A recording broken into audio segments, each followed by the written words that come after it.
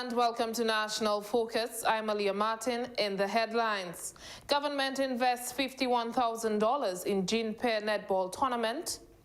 New NYCD president to prioritize the revival of youth organizations.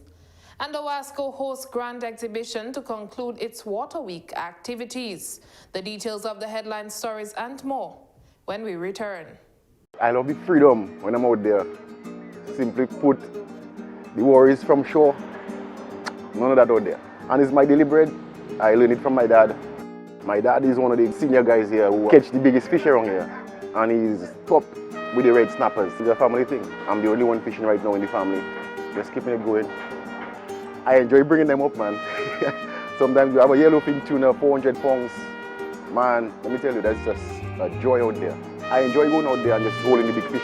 I don't lift weights, I lift fish. The morning of my fishing trip, I would get up, make a little spiced tea. Then I come down here. I have my GPS, which most fishermen are supposed to have that. Normally I prepare the day before, because whenever you go out there, you must have ice. Ice is a must for preservation of the fish. So I always make sure I have everything the day before. My fish represents me, and I bring good quality fish ashore simply because the restaurants themselves, they have to show a quality product.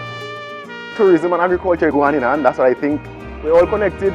It's like a big machine, and I'm just so proud to be a part of it. My name is Brandon Carlisle, and tourism is my business.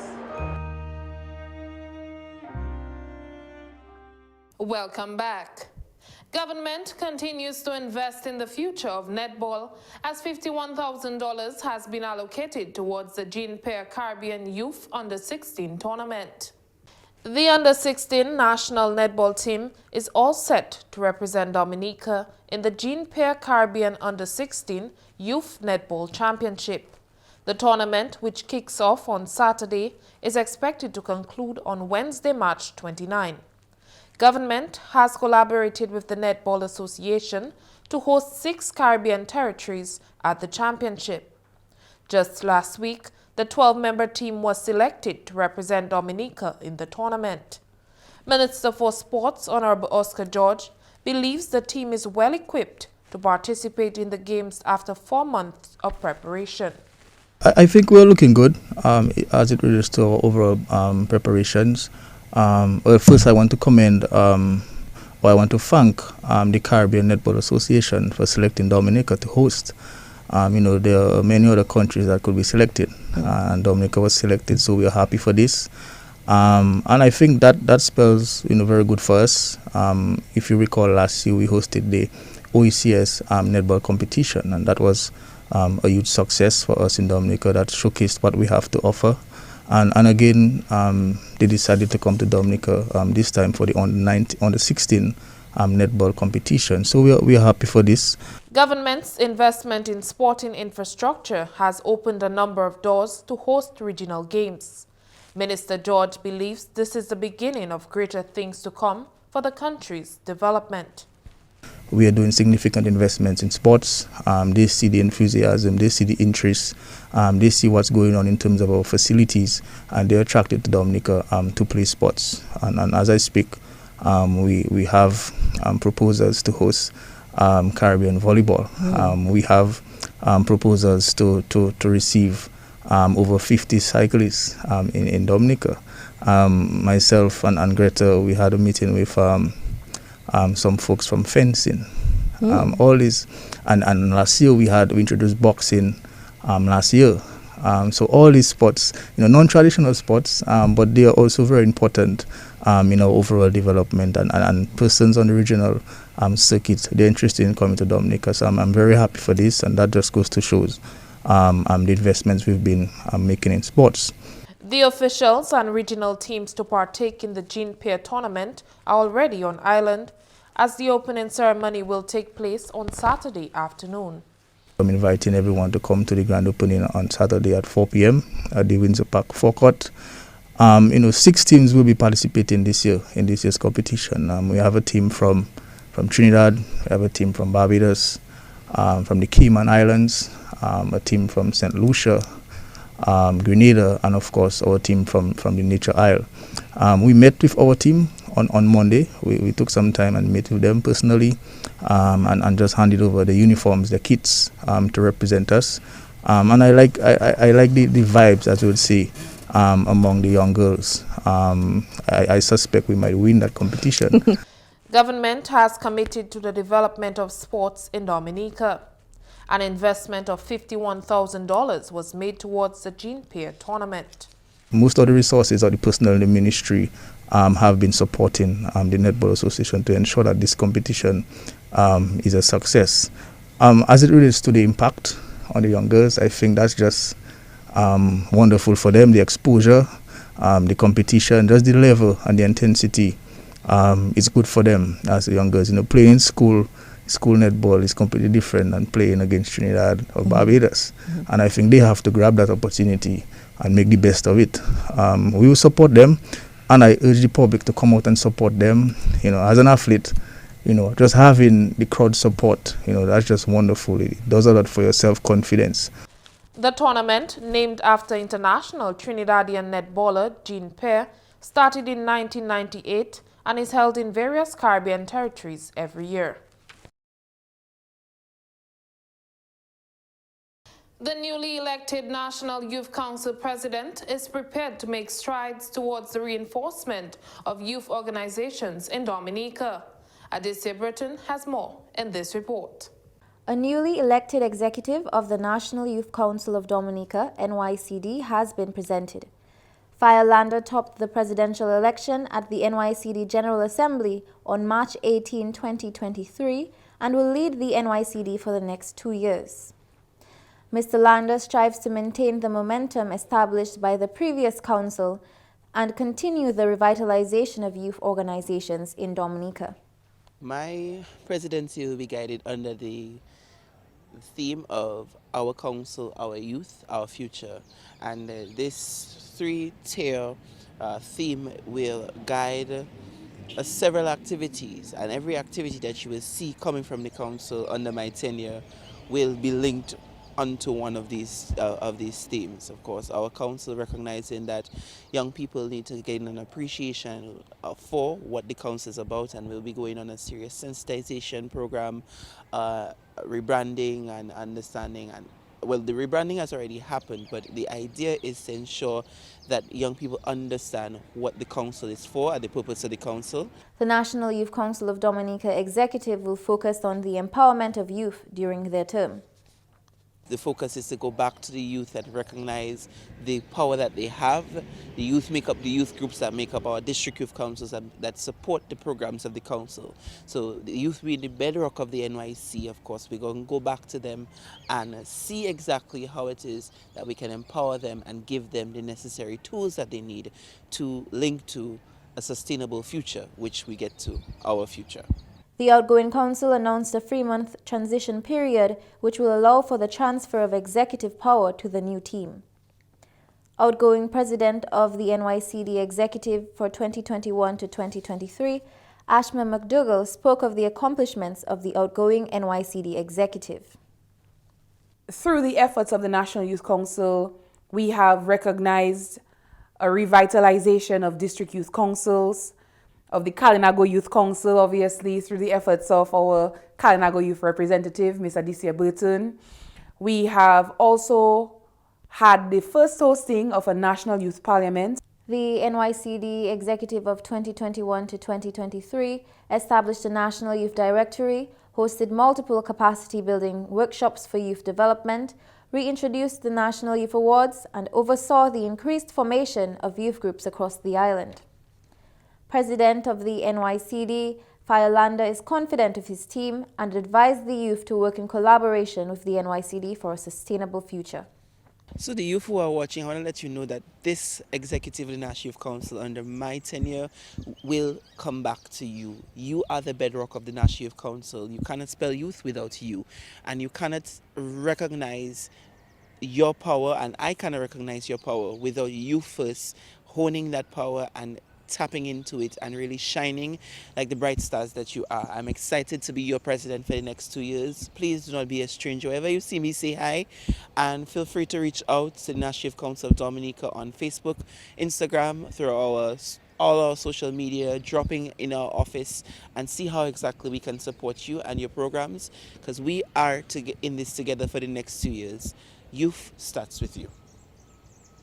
The other elected members of the NYCD executive for 2023 to 2025 consists of Chairman Ashford Norris, First Vice President Keanu Winston, Second Vice President Wendy Wallace, Assistant Secretary Treasurer Tina Alfred, Communications Lead Jermasha Mello, and General Committee members Anil Shima Etienne and Stefina Martin. The government continues to make strides in its quest to make Dominica the first climate-resilient nation in the world. The Ministry of Housing and Urban Development has hosted a training of trainers workshop in efforts to build resiliency in the housing sector. Kavya John reports. With focus placed on the development of infrastructure around the island, the government's ongoing housing revolution has been a focal point of investments into resiliency. As part of the efforts to build this resiliency, the Ministry of Housing and Urban Development, in collaboration with CREED, hosted a training of trainees workshop in a bid to ensure that individuals who are actively involved in the construction of homes across the island are compliant with the building codes. Permanent Secretary in the Ministry of Housing and Urban Development, Dr. Kira Paul, stated that this workshop is part of government's commitment to providing safe and resilient housing for all citizens. The government of Dominica committed to ensure that families and households are returned to safe and inclusive and resilient homes following our experience of Hurricane Maria. Part of that journey requires us to build the capacity to ensure that the persons who are involved in, the professionals really who are involved in the built environment are well equipped and are compliant, of course, to the building codes. Dr. Paul explained that these building codes were developed after the damage caused in the Caribbean by natural disasters in 2017. She stated that this devastation caused by these weather events was considered by the OECS when developing the building codes. The OECS building codes of 2015 has been revised. Of course, many of the Caribbean countries' experience of the 2017 natural disasters were taken into consideration.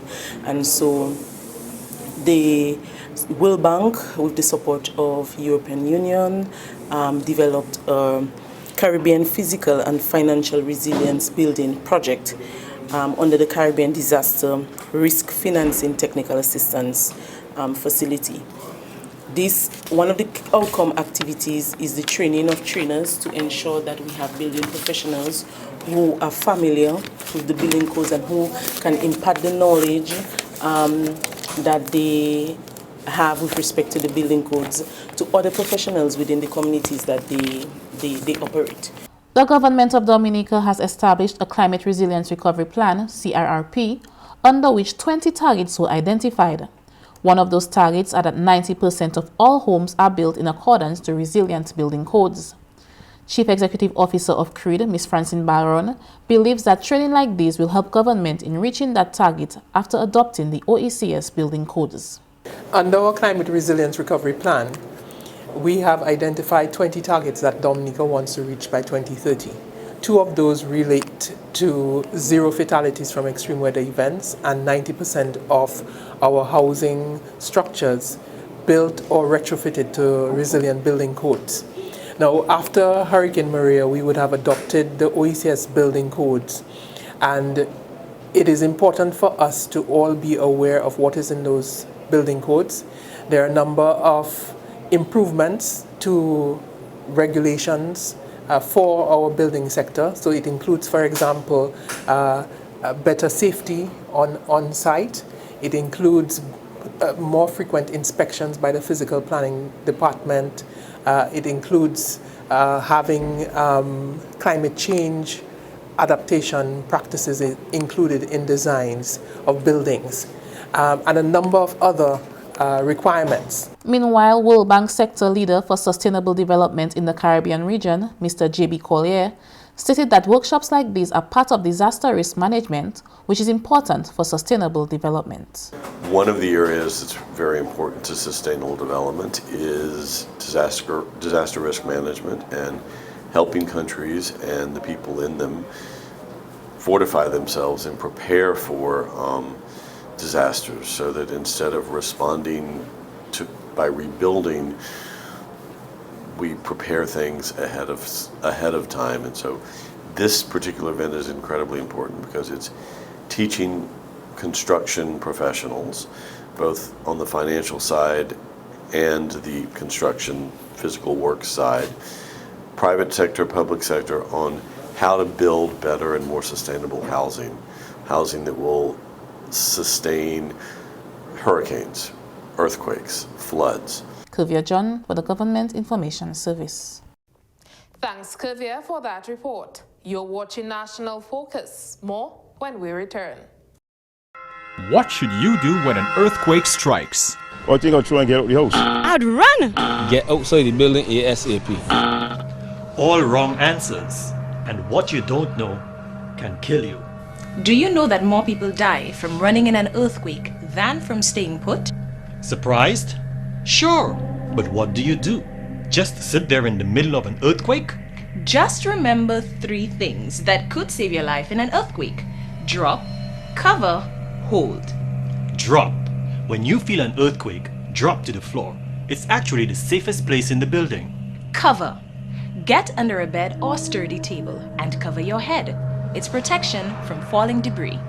Hold. Anchor yourself to a firm support. Stay right where you are till help comes or until it's safe to come out. Visit www.weready.org to know more about surviving earthquakes and much more. Because what you don't know about earthquakes can kill.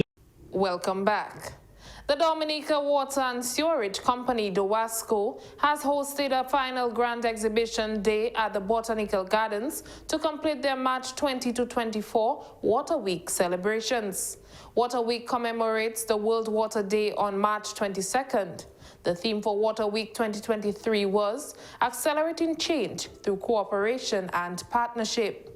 In reflection of the theme, Public Relations Officer of DOWASCO, Mrs. Kimani Sejan, says DOWASCO partnered with other agencies to raise awareness on the importance of proper water management. Right now we are at the Botanic Gardens and we are culminating DOWASCO Water Week with a grand exhibition. Not only DOWASCO is here, but we also have other agencies that we've partnered with for Water Week here with us. So we have the Forestry Division, the Dominica Solid Waste Management Corporation, the PISLM, Dominica Red Cross, and the Met Services. So all of these agencies and more have partnered with us this year for Water Week, and so we're just having a grand exhibition, putting on display what our various organizations do, but all in the theme of water, because we have to work with all of these organizations in the water sector. Mrs. Seja spoke of the expected outcome of the exhibition on individuals' water preservation practices in Dominica. Yes, we have an abundance of water in Dominica, but we expect our citizens to manage the use of water. Do not abuse water, use water wisely, learn to store water so that you can build resilience within your home. When there's no water, you can have access to water, right? And also the slogan speaks about be the change that you want to see, right? So it's not only about what you want to see others doing, but what are you doing individually? Are you wasting water? Are you misusing water? Are you storing water like you should? Do you cut down trees? Are your farming practices sustainable? Are you doing things that would harm our rivers, right? So it's each and every one of us taking a personal responsibility. So that is what we really want our citizens to be aware of. Be more mindful of how we manage our use of water. 5 individuals have been elected to serve on the Paybush Dodan Village Council. A total of 175 eligible voters participated in the elections held on March 22, 2023. The results are as follows. The public has spoken, and our winners this afternoon with 108 votes, Alexis George, with 103, Natalie Ferrell, with 95 votes, Andela Toussaint, and 92, Keisha Williams, Angelica Pielu with 93. The members of the Paybush Dodan Village Council will serve for a 3-year term. Presiding Officer Nadine Paul spoke of the voter turnout in this election. If we had to compare it in the past, it is very, very poor as compared to the past. But the voter turnout today was still exceedingly great because they expressed their dissatisfaction about the past elections, the past village councils. So more than I expected though, more than I expected. They use social media platforms and they went house to house. I think that also aided the turnout today. Natalie Farrell-Durham was re-elected to the council. She spoke of plans she hopes to be addressed this tenure. Well, some of the plans that I have is to bring back the groups, have our young people involved, because Pebush was known for sports and culture, especially we used to have our basketball leagues and stuff, which has died for this a while, so we really want to revive that, and then to include other aspirants to see how best we can improve our community and to better the lives of our young people. Because as we know, Pebush is thriving and we have a lot of promising young people, so we want to bring that back to what it was before.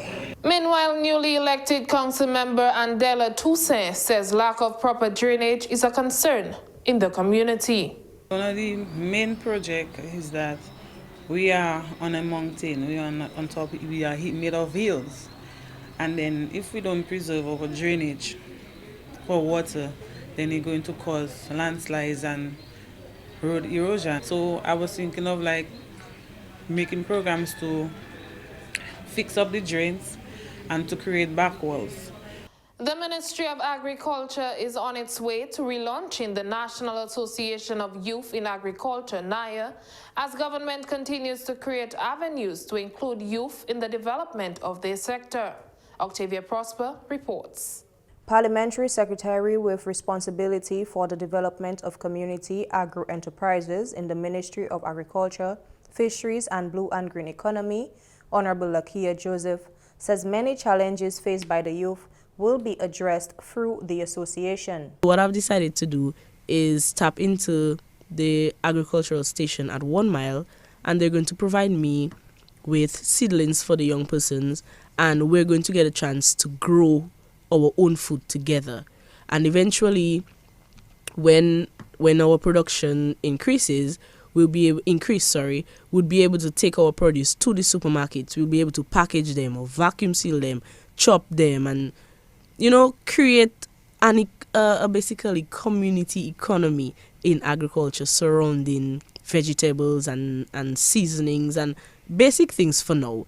And I've seen the interest growing within my youth in the Pebush constituency, and I'm sure as soon as it kicks off officially, we'll see a massive interest among the youth in agriculture. Ultimately, the NAYA initiative will be transformed into a modern farm to continue the nurturing of youth in agriculture. After NAYA is launched and we incorporate all of the necessary stakeholders, the initiative will be developed into a model farm that will be used to promote agriculture, build a business enterprise for the young entrepreneurs, and it will be used as a training ground to nurture and encourage other youth participating in agriculture. Therefore, direct support from the fund will also be extended to individuals who are already farming to address the most critical challenges that they're facing in the agricultural businesses. Honorable Joseph says funds will be made available to interested participants to assist them in perfecting their farming techniques.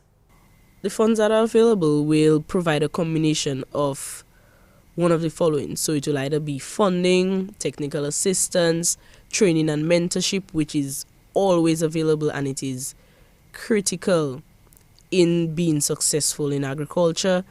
Mentorship for each qualified participant who shows their interest in this initiative, and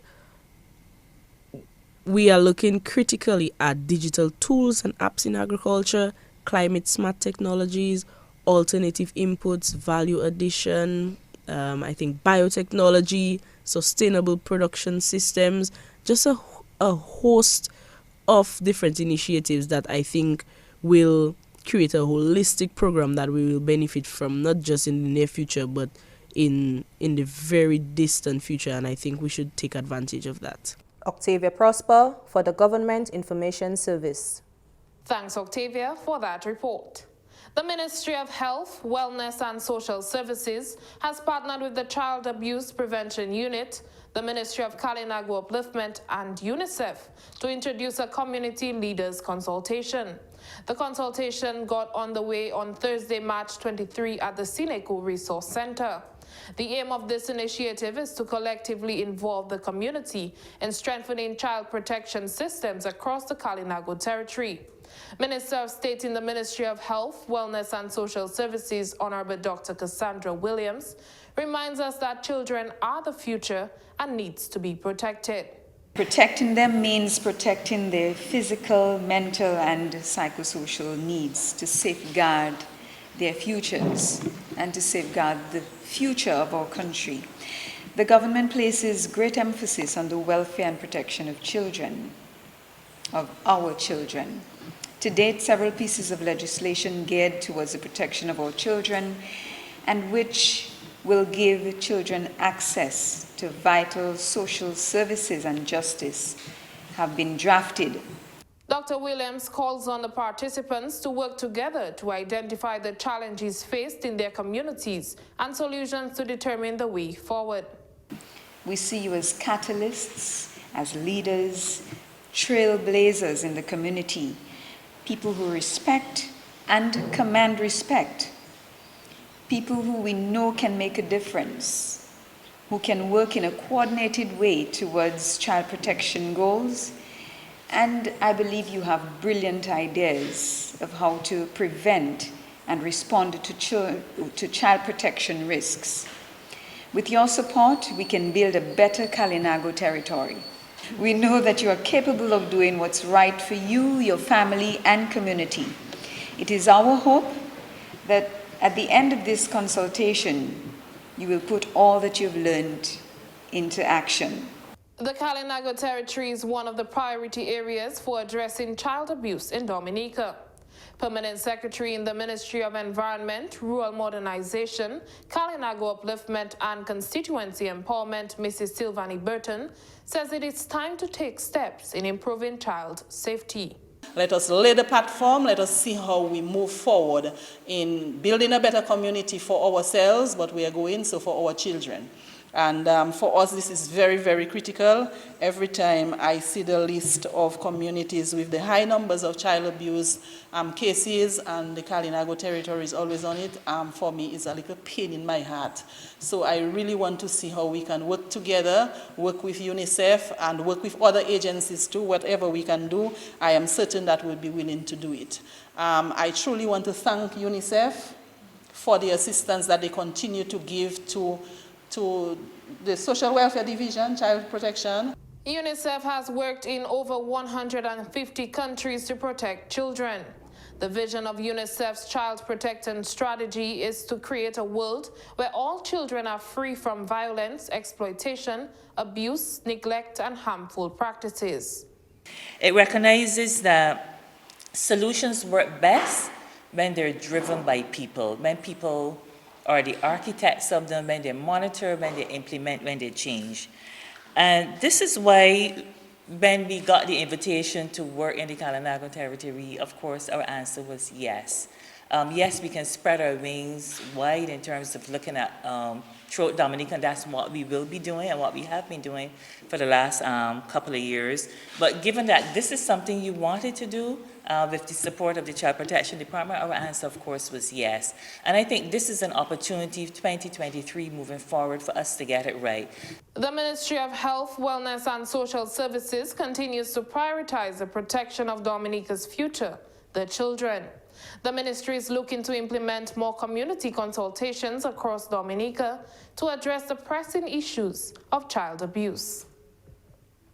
And that's all for this edition of National Focus. Be sure to follow GIS Dominica on Facebook, YouTube, and on Twitter.